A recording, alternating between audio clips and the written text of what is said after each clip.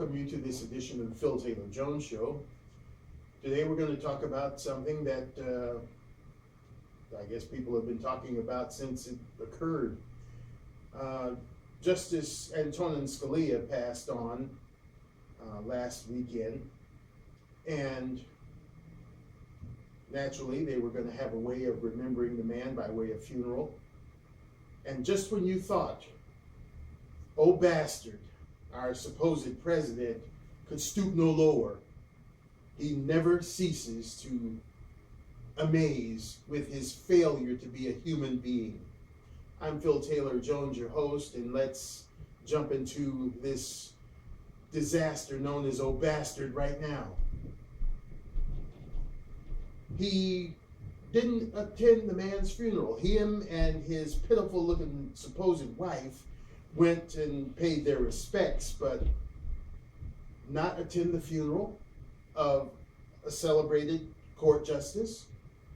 Why not? Because he was a Reagan Republican that held up the Constitution that Obastard seems to want to destroy or ignore, or both. I mean, how low can you go? A man served 30 years of his life trying to uphold the laws based on the Constitution for the people of this country, and you snub his funeral. But yet, when he first died, you get on and you give the man all kinds of accolades. What a hypocrite this Obastard really is. He's a disgrace. He's disgusting. And I will be more than happy to see the back of his head as he leaves Washington, hopefully forever. The guy is a snake. He is a disgrace to the world. And he should have never, ever been our president. Never. He's horrible. I can't even think of a word that is disgusting enough to describe this subhuman piece of garbage. What if he had died and nobody showed up to his funeral but his wife and his two pitiful-looking kids? How would you feel? Well, of course, he'd be dead. He wouldn't feel anything. But, I mean, you know, just think of the irony of it. Obastard does classic crap all the time. I was looking at, no, I wasn't looking at telly. It was on the internet. How said Obastard wants to now work with the Koreans before they do their next nuclear test, to try to broker or suggest that he would be open to an Iran type deal with them. How stupid and potentially lethal is that? This bag of crap, I wonder, does he actually have thought processes, or does junk form in his head and fall through a hole in what's supposed to be his brain and then out through his mouth? Because he comes up with some of the stupidest, most asinine crap that you could think of.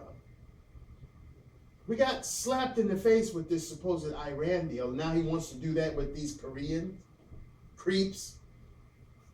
Especially that skinhead, fat-faced, rat-looking bastard that's perpetuating all of this garbage. And he wants to trust them?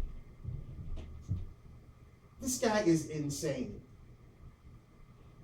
He really is. He should leave the White House in a straitjacket because he is insane. Him and all of his band of idiots.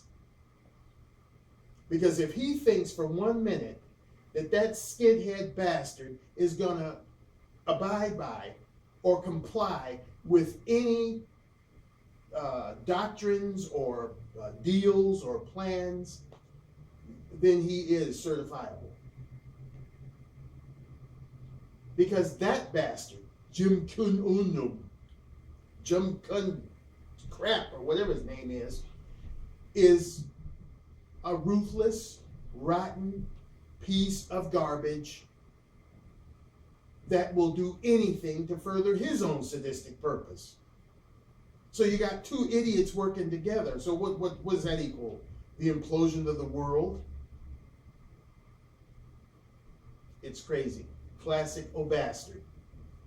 As I've said many times, and he actually did have a lot of time in front of him, but he may not have much time to go, but he's certainly going out true to form. Stupidity, hypocrisy, idiocy is in the heart of this man. Now, my question would have been, with the death of Antonin, if Antonin had been a Mohammed, would he have snubbed the funeral then? I think not. He would have been there with bells on, Quran in hand, on his knees with his ass up in the air, praying for the deceased Muhammad, whoever. But no, this was an upstanding justice who did much to try to keep our, laws within the bounds of being Americans, being human beings. He stood up for gun ownership so that we could protect our families, the Second Amendment. He stood up for babies to have life and be born in this nation of ours and not be killed under the cutesy, sweetsy euphemism of abortion. He knew that killing was killing no matter how you did it, whether it was in the womb or out. He stood up for that. He stood up for marriage between a man and a woman. He stood for those things. He was conservative. He was a good guy. And to be snubbed by this insignificant worm known as Obastard just further brings up to the forefront that this thing should have never been appointed or elected, as president of the United States. Along with the presidency is carried with dignity, with kindness. And to do that to someone who's deceased is like walking past a man's casket and going, to it.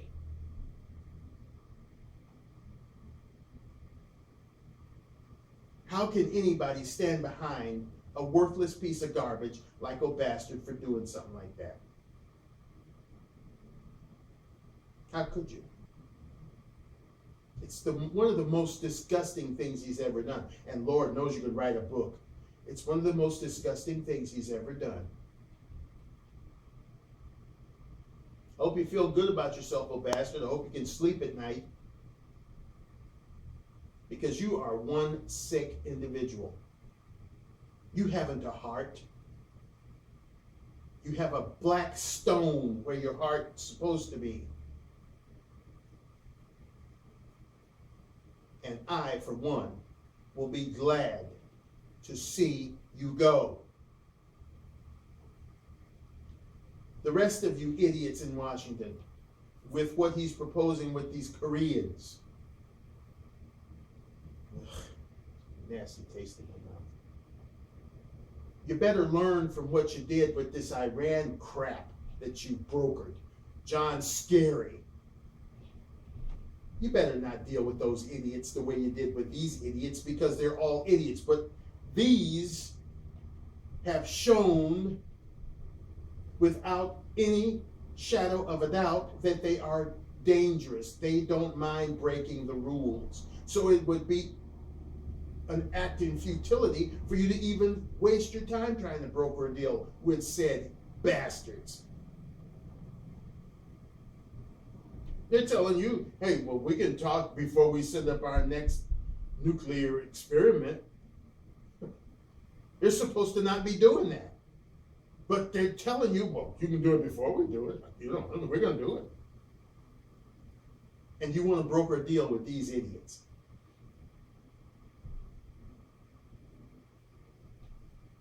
You're stupid for even thinking of dealing with these idiots in a diplomatic way. Because to deal with somebody in a diplomatic way, they too would have to be capable of showing diplomacy. They're not. This bastard is starving his own people. He's using the seat in government to do whatever the hell he wants, thinking that no one is going to check his hand. Even big bad China, the ones that's supposed to be so much in control over him, doesn't seem to care what he does. So what makes you think that you're going to go over there and broker a deal with a madman? Because a madman thought it up in the name of Obastard and his band of idiots. Well, I just wanted to, get that off my chest. And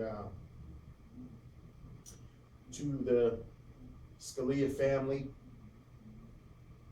and I know you don't care about Obastard not coming to your husband's or your father's or your grandfather's funeral, but he was a great man, and you take solace in that. And let no bastard look down upon what he did for this country as being one of the greatest justices that ever donned the robe.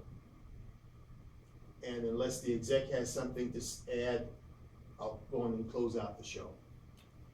Well, he covered it in a nutshell, pretty much. He was just as rotten as he could be, he didn't even have the decency to say it himself, explaining why he couldn't make it. He had to have a representative of him say his reasoning by not being there. He has something better to do on a Saturday than go to someone's funeral that did so much for the country. It's ridiculous. And I'm sure on some level he worked alongside.